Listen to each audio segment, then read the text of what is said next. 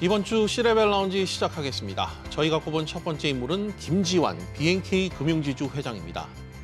자녀 특혜 지원 의혹을 받아온 김지환 회장이 임기를 5달가량 남기고 전격 사임했습니다. 김 회장은 최근 건강 악화와 가족 관련 의혹이 겹치자 도덕적 책임을 통감한다며 중도 사임 이유를 밝혔습니다. 특히 지난달 국정감사에서 아들을 둘러싼 여러 의혹이 제기된 후 금융감독원 조사까지 받자 사임 결단을 내린 것으로 알려졌는데요. 아들이 대체투자센터장으로 일하고 있는 증권사에 투자와 대출을 진행하는 등 특혜를 제공했다는 의혹이 결정타가 됐다는 평이 많습니다. 2019년 1,000억 원 규모에 불과했던 이 증권사의 BNK금융 계열사 채권 물량이 1조 원 넘게 불어난 게 단적인 예입니다. 부당거래 의혹도 제기됐는데요. 아들이 영업이사로 있던 P2P 대부업체와 관련된 펀드의 연체가 발생하자 BNK금융 계열사들이 부당 지원했다는 주장입니다. 금감원도 진위 여부와 위법 여부를 따지기 위해 현장 검사에 나서는 등 파장이 적지 않았는데요. 잇따라 제기되는 의혹에 조직 전체가 흔들릴 조짐마저 일자 결국 회장직 사퇴 카드를 뽑았을 것이란 관측이 나오는 이유입니다. 자신의 중도 사임으로 인해 내부 분위기가 뒤숭숭해질 것이란 걸 마치 예견이라도 한 걸까요? 김 회장은 그룹 내부 통신망에 이 사랑하는 BNK를 떠나며란 제목의 글을 통해 그룹이 당면한 현재 상황을 임직원들의 노력으로 극복해달라고 전했습니다. 그러나 이런 마지막 당부와는 달리 BNK의 내부 분위기는 어수선합니다. 2011년 금융지주 전환 이후 내리 3명의 CEO가 임기를 다 채우지 못한 채 불명예 퇴진이란 오명을 남기게 되어서입니다.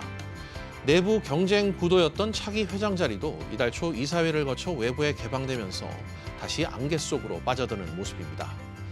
그룹 측은 조직 안정을 위해 권한대행 체제와 차기 회장 선임 절차에 최대한 속도를 내고 있는데요. 이와 동시에 그룹 내부 이슈로 인해 고객들이 불편을 겪지 않도록 금융 본연의 역할도 차질이 없게끔 신경을 써야 할 것 같습니다. 저희가 주목한 두 번째 인물은 이규호 코오롱 모빌리티 그룹 신임 대표입니다. 또 한 명의 4세 경영인이 탄생했습니다.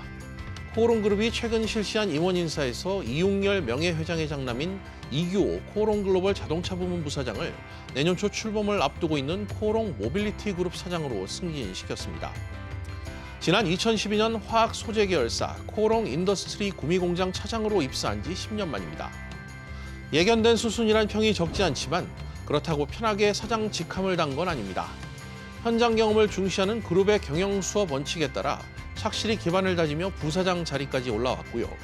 코오롱 글로벌 자동차 부문을 맡아 사상 최대 실적을 견인하며 나름 경영 능력도 입증했습니다. 결국 계열사 대표 자리까지 꿰찼는데요. 올해 38살인 이규호 사장은 앞으로 그룹의 미래 사업으로 주목받고 있는 자동차 사업의 성장 전략을 수립하고 경영을 총괄할 것으로 재계는 보고 있습니다. 신임 이사장 체제에서 코오롱 그룹이 어떻게 변모할지도 관심을 끄는 대목인데요.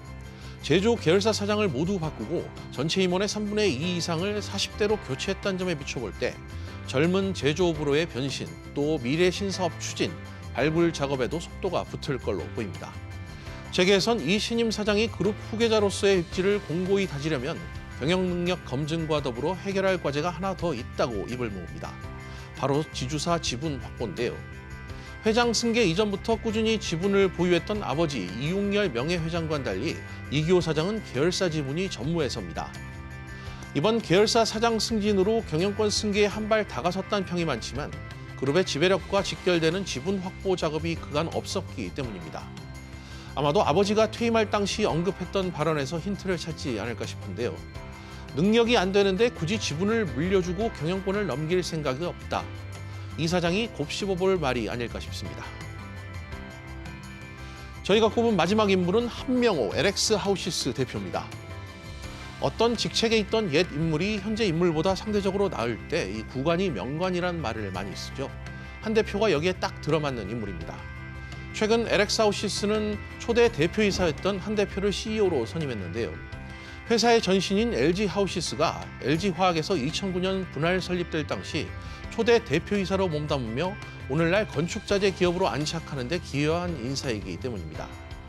고성능 PF 단열재와 완성창, 로이 유리 등 이 재임 당시 추진했던 사업들이 현재 회사를 떠받치는 핵심 사업으로 자리매김하는 토대를 마련했고요.